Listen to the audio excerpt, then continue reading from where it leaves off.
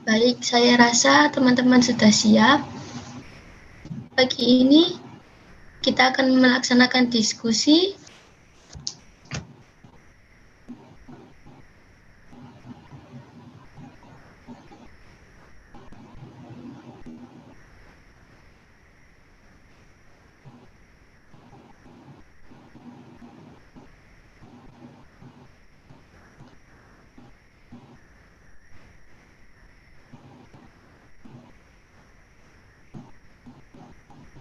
Assalamualaikum warahmatullahi wabarakatuh. Perkenalkan, saya Nisrina Salwatika dengan NIM akhir 083. Saya selaku moderator pada diskusi pagi hari ini dengan tema penegakan hukum dan hak asasi manusia yang akan dibawakan oleh Nini Sugiharyani dengan NIM akhir 117.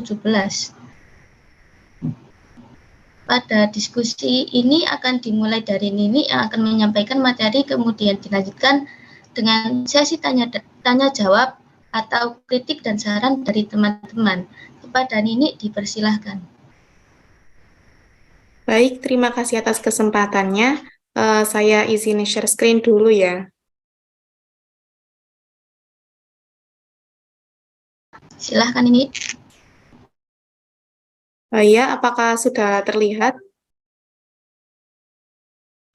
Sudah.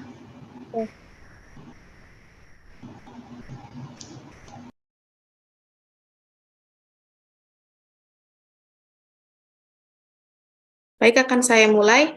Assalamualaikum warahmatullahi wabarakatuh. Perkenalkan, saya Nini Sugiharyani dengan NIM 117. Pada kesempatan kali ini akan menyampaikan diskusi mengenai penegakan hukum dan hak asasi manusia.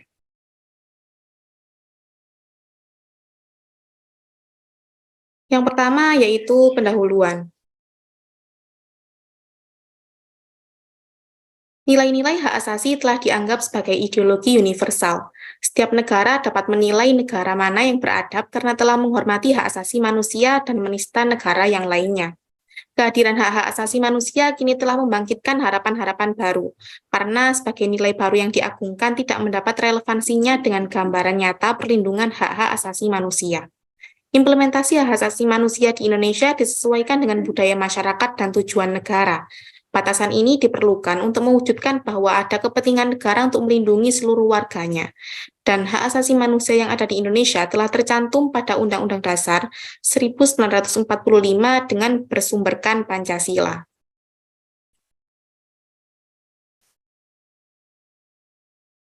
Pada kesempatan kali ini, kita akan berdiskusi mengenai 10 subbab. Yang pertama yaitu penegakan hukum, yang kedua unsur sistem hukum, yang ketiga faktor-faktor yang mempengaruhi penegakan hukum, yang keempat tindakan penegakan hukum, yang kelima pengertian hak asasi manusia, yang keenam sejarah perkembangan hak asasi manusia, yang ketujuh persamaan hak dan kewajiban, yang kedelapan tanggung jawab negara dan kewajiban asasi manusia, yang kesembilan pelaksanaan hak asasi manusia di Indonesia, dan yang 10 yaitu instrumen HAM di Indonesia. Saya kira 10 bab ini cukup banyak, jadi pada kesempatan kali ini saya sebisa mungkin menjelaskan 10 bab ini secara ringkas dan jelas. Yang pertama yaitu penegakan hukum. Menurut Raharjo pada tahun 2009, penegakan hukum merupakan rangkaian proses untuk menjabarkan nilai, ide, cita yang cukup abstrak menjadi tujuan yang sangat konkret. Tujuan hukum atau cita hukum memuat nilai-nilai moral seperti keadilan dan kebenaran. Di dalam penegakan hukum ini ada dua pembagian hukum. Yang pertama yaitu hukum privat dan hukum publik. Hukum privat ini yaitu hukum yang mengatur hubungan antar manusia atau individu. Dan ini menyangkut kepentingan pribadi. Misalnya yaitu jual beli, sewa menyewa, pembagian waris. Dan yang kedua yaitu hukum publik. Hukum publik ini menyangkut mengenai hubungan antara negara dan individu ataupun masyarakat. Masalah yang ditangani oleh hukum publik ini seperti perampokan, pencurian, pembunuhan, penganiayaan, dan tindakan kriminal lainnya.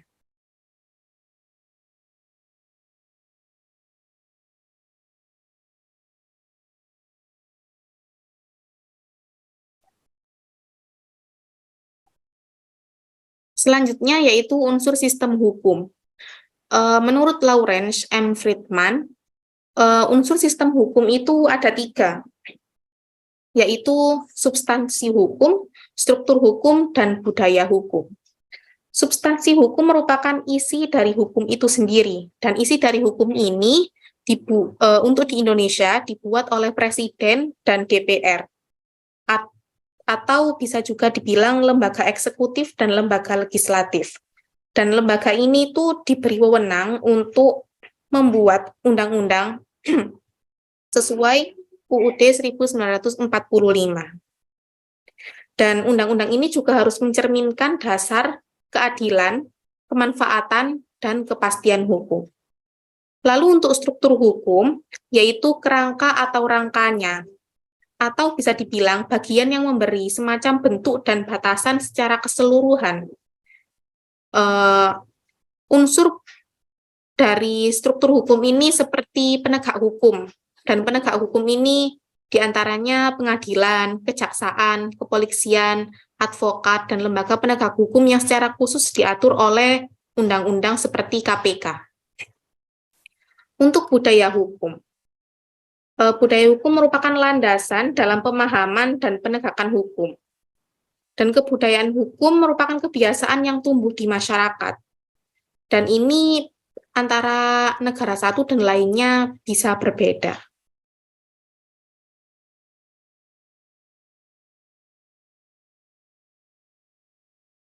Selanjutnya yaitu faktor-faktor yang mempengaruhi penegakan hukum. Yang pertama yaitu faktor hukumnya sendiri. Jika hukum yang diciptakan yaitu bagus oleh lembaga eksekutif dan legislatif, maka penerapan pada masyarakat juga akan bagus. Begitupun sebaliknya. Lalu yang kedua yaitu faktor penegak hukum. Penegak hukum ini juga berpengaruh, yang terdiri dari kehakiman, kejaksaan, kepolisian, pengacara, dan kemasyarakatan ini pengaruh terhadap penegakan hukum. Dan yang ketiga yaitu faktor sarana atau fasilitas yang mendukung penegakan hukum. Faktor ini menentukan kepastian dan kecepatan penanganan perkara. Fasilitas ini bukan sekedar alat, tapi juga seperti mencakup tenaga manusia yang berpendidikan dan terampil, organisasi yang baik, peralatan yang memadai, keuangan yang cukup, dan seterusnya. Lalu faktor masyarakat. Penegakan hukum berasal dari masyarakat dan bertujuan untuk mencapai kedamaian di dalam masyarakat. Oleh karena itu, dipandang dari sudut pandang tertentu, maka masyarakat dapat mempengaruhi kepatuhan hukum. Masyarakat yang patuh akan mendapatkan hak asasi manusianya, dan begitupun sebaliknya. Yang kelima yaitu faktor kebudayaan. Kebudayaan atau sistem hukum pada dasarnya mencakup nilai-nilai yang merupakan konsepsi abstrak mengenai apa yang dianggap baik, sehingga dianut oleh masyarakat, dan apa yang dianggap buruk, sehingga dihindari oleh masyarakat.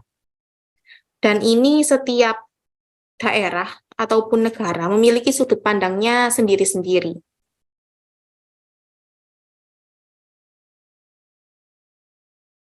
Selanjutnya yaitu tindakan penegakan hukum. Menurut Dermawan, tahun 1994, bentuk upaya penanggulangan tindak pidana dikenal dengan tindakan preventif dan represif. Tindakan preventif adalah upaya humanis dalam mencegah tindak pidana, sedangkan tindakan represif adalah penindakan tindak pidana sesuai hukum positif. Untuk contoh preventif, yaitu karena bersifat humanis ya, jadi contohnya itu penyuluhan, seminar, sosialisasi, dan perbuatan sejenis pemberian edukasi masyarakat dalam melakukan pelanggaran hukum. Sedangkan contoh dari hukum represif yaitu hukum yang memberi efek jera kepada masyarakat. Contohnya yaitu pelanggaran lalu lintas yang diberi surat tilang oleh pihak kepolisian.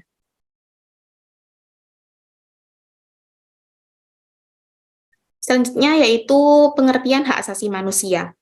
Menurut Muklis tahun 2009, tahun 2009 ada beberapa definisi tentang hak asasi manusia.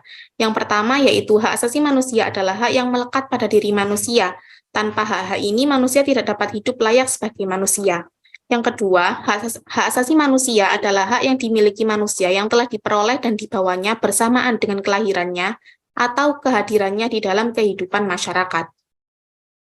Yang ketiga, hak asasi manusia adalah hak-hak dasar yang dibawa manusia sejak lahir yang melekat pada esensinya sebagai anugerah Tuhan. Dan yang keempat, hak asasi manusia adalah seperangkat hak yang melekat pada hakikat dan keberadaan manusia sebagai makhluk Tuhan yang Maha Esa dan merupakan anugerahnya yang wajib dihormati, dijunjung tinggi dan dilindungi oleh negara, hukum, pemerintah, dan setiap orang demi kehormatan serta perlindungan harkat dan martabat manusia seperti tertera dalam pasal 1 ayat 1 Undang-Undang Nomor 39 Tahun 1999 tentang HAM.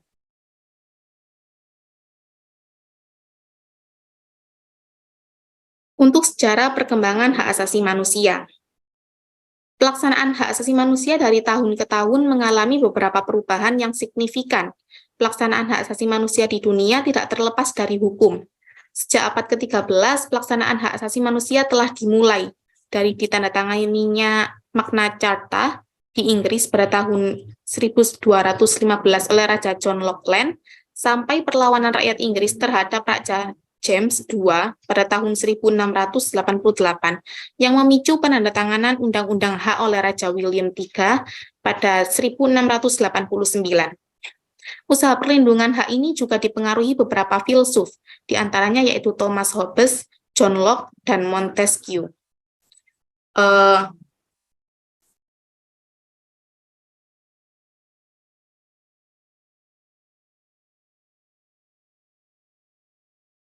Untuk makna carta merupakan hak yang diberikan kepada kaum bangsawan dan gereja. Jadi untuk masyarakat saat itu sudah mulai berani untuk menentang pihak kerajaan supaya masyarakat mendapatkan hak dan kewajibannya.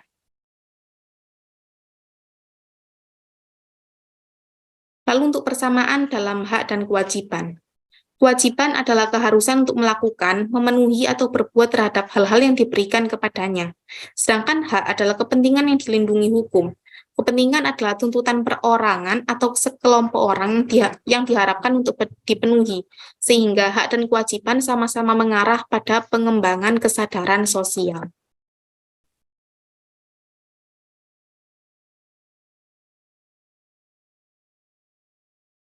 Selanjutnya yaitu tanggung jawab negara dan kewajiban asasi manusia. Tanggung jawab negara dan kewajiban asasi manusia meliputi setiap orang wajib menghormati HAM orang lain dalam tertib kehidupan bermasyarakat, berbangsa, dan bernegara. Yang kedua, dalam menjalankan hak dan kebebasannya, setiap orang wajib tunduk pada pembatasan yang diterapkan oleh undang-undang dengan maksud semata-mata untuk menjamin dan penghormatan atas hak dan kebebasan orang lain, serta memenuhi tuntutan keadilan sesuai dengan nilai-nilai agama, moralitas, kesusilaan, keamanan, dan ketertiban umum dalam masyarakat yang demokratis. Yang ketiga yaitu negara bertanggung jawab atas perlindungan, pemajuan, penegakan, dan pemenuhan HAM. Yang keempat, untuk menjamin pelaksanaan HAM, dibentuk Komite Nasional HAM yang bersifat independen dan tidak memihak, yang pembentukan, susunan, dan kedudukannya diatur dengan undang-undang.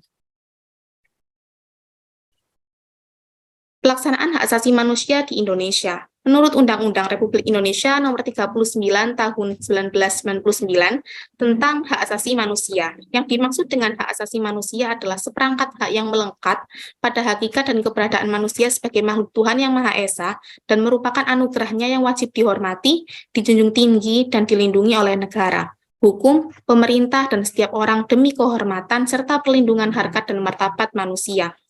Hak asasi manusia yang diatur dalam Undang-Undang Nomor 39 Tahun 1999 ini yaitu hak untuk hidup, hak untuk berkeluarga, mengembangkan diri, keadilan, kemerdekaan, hak berkomunikasi, keamanan, kesejahteraan, dan hak perlindungan. Untuk instrumen HAM di Indonesia, Instrumen HAM adalah berbagai peraturan perundang-undangan yang berisikan ketentuan-ketentuan jaminan HAM sebagai alat untuk menjamin perlindungan dan pelaksanaan HAM nasional di Indonesia, yang terdiri dari Pancasila, pembukaan UUD NRI tahun 1945, Batang Tubuh pasal 28, yaitu 28A sampai C, Undang-Undang Republik Indonesia nomor 39 tahun 1999 tentang HAM, Undang-Undang Republik Indonesia nomor 26 tahun 2000 tentang Pengadilan HAM, lalu Undang-Undang Republik Indonesia nomor 5 tahun 1998 tentang pengesahan konvensi menentang penyiksaan dan perlakuan atau penghukuman lain yang kejam, tidak manusiawi, atau merendahkan martabat manusia. Selanjutnya yaitu Kepres RI nomor 50 tahun 1993 tentang Komnas HAM, Kepres RI nomor 181 tahun 1998 tentang anti kekerasan terhadap perempuan, Undang-Undang Republik Indonesia nomor 26 tahun 2000 tentang Pengadilan HAM, Undang-Undang Republik Indonesia tahun 23 tahun 2002 tentang Perlindungan Anak, untuk nomor 35 tahun 2014 tentang perubahan terhadap Undang-Undang nomor 23 tahun 2002. Selanjutnya yaitu Undang-Undang RI nomor 23 tahun 2004, Undang-Undang RI nomor 21 tahun 2007, Undang-Undang RI nomor 40 tahun 2008, dan Undang-Undang RI nomor 7 tahun 2012.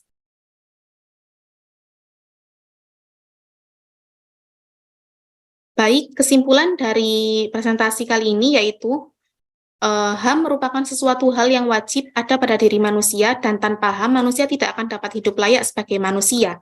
Dan penyeimbang dari hak yang dimiliki manusia ini yaitu kewajiban. Jika hak dan kewajiban tidak dilakukan secara berdampingan, maka kehidupan tidak akan berjalan dengan lancar.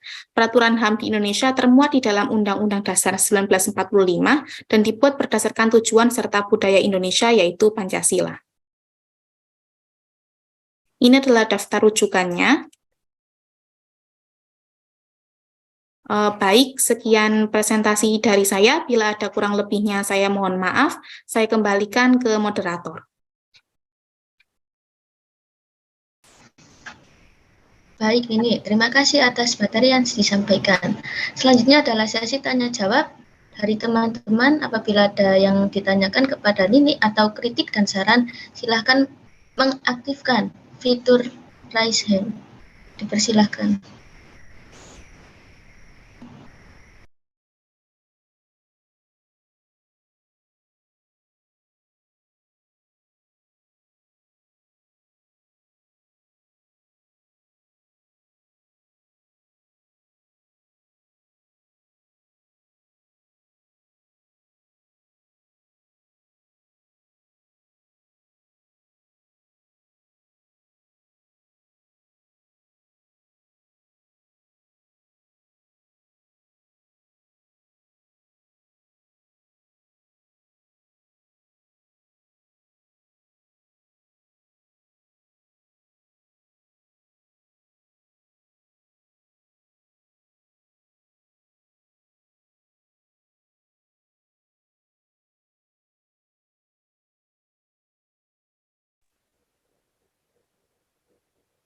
Permisi, izin bertanya.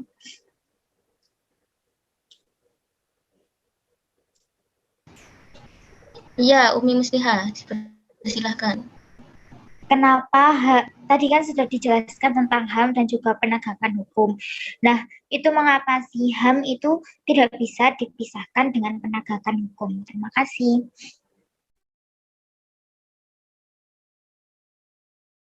Terima kasih Umi atas pertanyaannya.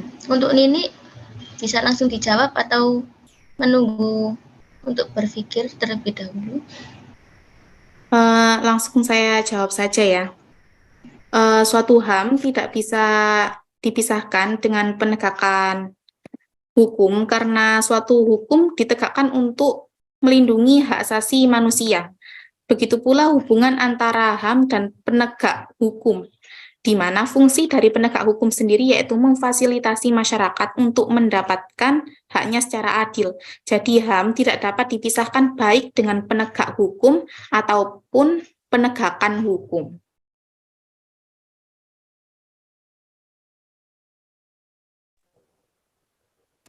Bagaimana Umi? Apakah sudah bisa terjawab pertanyaannya? Baik, terima kasih.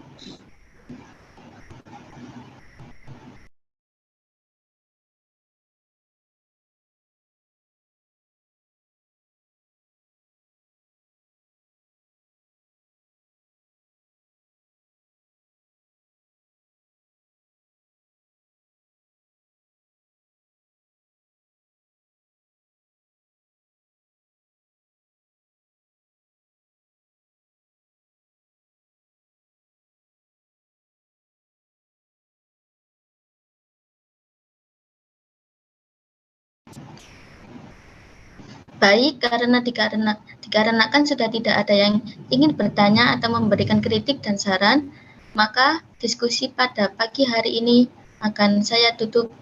Sekian, terima kasih. Wassalamualaikum warahmatullahi wabarakatuh. Waalaikumsalam warahmatullahi wabarakatuh.